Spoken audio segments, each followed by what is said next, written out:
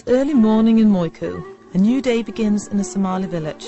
At first sight, it all seems very pleasant, but it's just another day where the struggle for food is on top of the agenda. Mariam Abdul Qadir is a typical example of a child in Somalia. She's 13 years old, and she's right now, 6 in the morning, preparing breakfast for her younger sisters, brothers and cousins. Food for the young consists of boiled bananas and has to be ready in a rush, so the Mariam Abdul Qadir can get to the fields to fetch hay, which she hopefully will be able to sell at the nearby market. Life is hard. I work all day. How much money do you make? I make 3,000 to 4,000 shillings.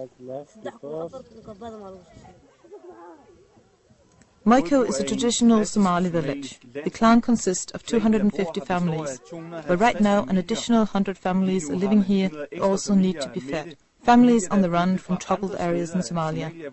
The harvest has failed. The fields have been flooded and the people can't support themselves. They're 100% depending on help from the outside community. Going to school is something most children here only dream about. Amir Hussein Derey is the leader of the village and has been for the past 34 years. The clan he's in charge of has done everything possible to avoid the violence of the past many years. But even though the village hasn't been directly involved in the fighting, the times of war and chaos has strongly affected the residents. They're now depending on unpredictable farming, where drought is followed by floods. In this area there used to be factories producing sugar and oil. People had jobs, but things have changed during the 17 years of chaos. People used to be peaceful. There was no war. Everyone farmed the land and there was no one fighting each other. It was a better life. Now it's just a war. One constantly has to be aware of the war.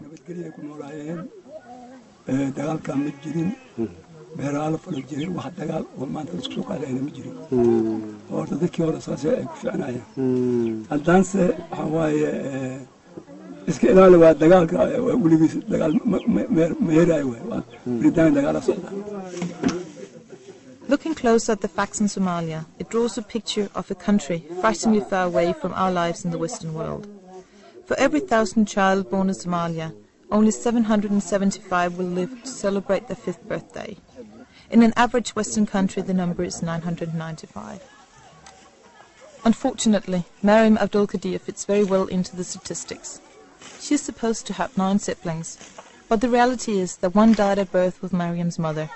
2 others died of hunger before Mariam was born. I look after the little ones because my mother died. Somalia is in a few words best described as a land of chaos, without official authorities in 16 years, without any kind of institution helping the people, the basic elements of health, education and security. Somalia has been governed by militant leaders for 16 years. It is the one country in the world that has been without official authorities the longest, and it means that the foundation of help, which normally is present even in very poor African countries, is non-existent in Somalia.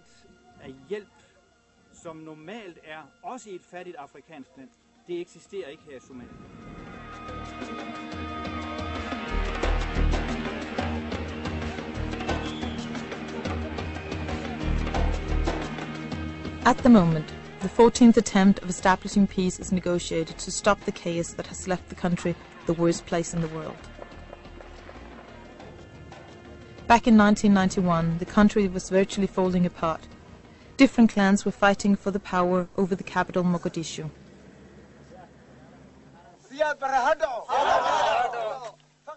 Quickly the fighting spread to most of Somalia, resulting in death and destruction.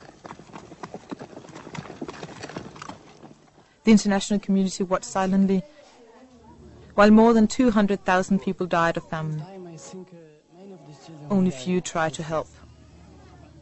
And what I see when I look at the port and when I look at the airport is everyday empty spaces, nobody coming in even to study it, no diplomatic representations, no consular officials. It's all as though Somalia didn't exist. By the end of 1992, the terrifying pictures in the news had made the needed impact on the international community. With the program Restore Hope, the President of the United States at the time, declared that no one should be hungry by Christmas in Somalia. Thousands of American soldiers were sent to Mogadishu.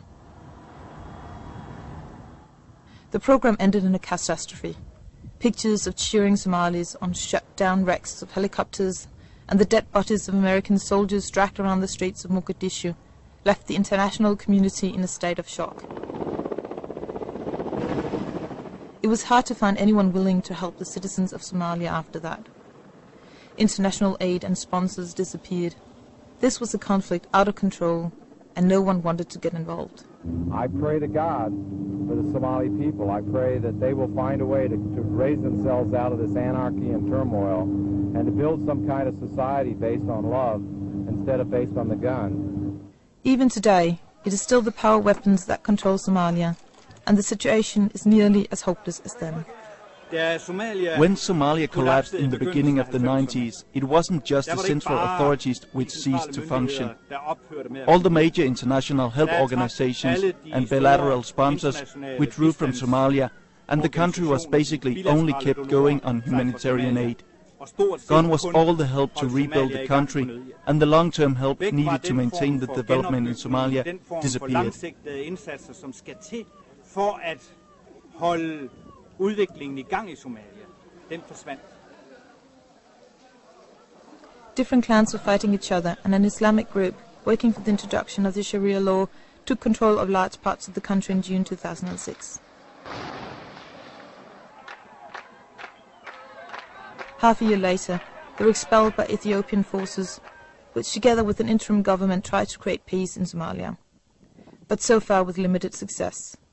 Every day you hear of killings, attacks from Islamic extremists, assaults, seizure of ships and attacks on the few reporters trying to tell what is going on in Somalia. The citizens of Mogadishu are still fleeing the capital, and the area from where Horsant is reporting around the town Johar, north of Mogadishu, you only show up with the camera after the local warlord, or governor as he calls himself, has given his permission.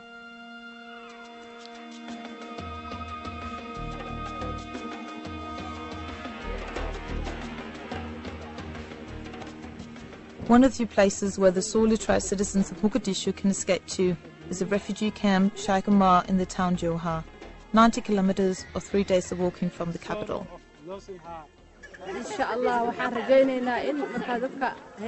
We sincerely hope that the international community will help us. Many weak children and elders live here, all suffering malnutrition.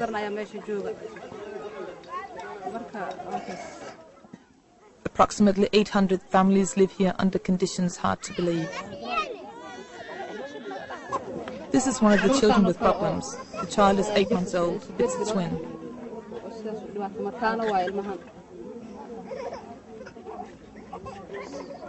I cannot find food for my children. What are you doing? This is the way to examine how malnourished the child is.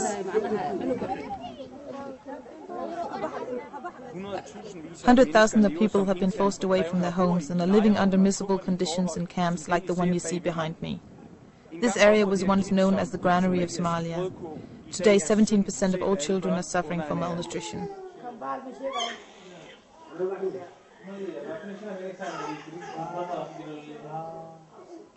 Udover at have været i en kronisk konfliktsituation med krigsherrer, så har Somalia været ramt ekstra hårdt. In addition to the constant situation of war, Somalia has been hit hard with natural disasters the last 2 years.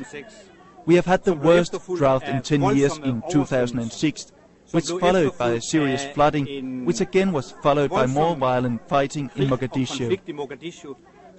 This sent approximately 500,000 people on the run into this area. After that, we had the repercussions of flooding with diarrhea and cholera, which killed thousands in the same areas. Right now, the situation is that people have not been able to sow, not been able to harvest, and consequently